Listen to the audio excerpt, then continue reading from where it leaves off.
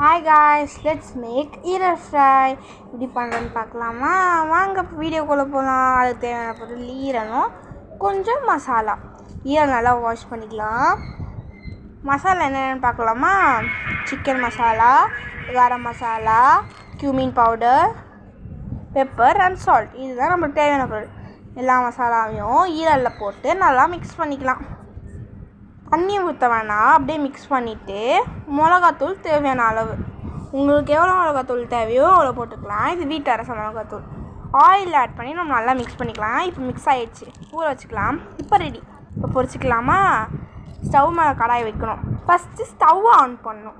அதனால் நான் பண்ணுறேன், நீங்கள் ஒழுங்காக பண்ணுங்கள் கைஸ், ஓகேவா? இப்போது கேஸை நாலு பற்ற வச்சுட்டு எவ்வளோ தேவையோ அவ்வளோ எண்ணெய் ஊற்றிக்கலாம். எண்ணெய் பார்த்து ஊற்றுங்க கைஸ். எண்ணெய் சூடானோடனையும் வெங்காயம் போட்டுக்கலாம். வெங்காயம் எந்த ஷேப்பில் வேணுமோ அந்த ஷேப்பில் ஆட் பண்ணிக்கலாம். வெங்காயம் நல்லா வதங்கணும். இப்போது கொஞ்சமாக சோம்பு எதுக்காகனா ஃப்ளேவருக்காக.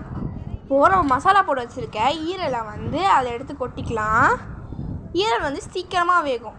இதனால நம்ம உடம்பு நிறைய சத்து இருக்குது. என்னென்னு இந்த வீடியோவில் சொல்ல முடியாது, ஓகேவா? இப்போது ஹாஃப் லெமன் புளிப்புக்காக ஆட் பண்ணிக்கலாம். இப்போது இஞ்சி பூண்டு விழுது. இந்த இஞ்சி பூண்டு விழுதில் எவ்வளோ கஷ்டப்பட்டு நம்ம எடுத்துகிட்டு வந்தேன். இப்போ நல்லா வதக்கிக்கலாம். இப்போது நம்மளோட ஈரல் ஃப்ரை ரெடி. நீங்களும் செஞ்சு பார்த்துட்டு எப்படி இருக்குன்னு பண்ணுங்கள். ஒரு லைக் அண்ட் சப்ஸ்கிரைப்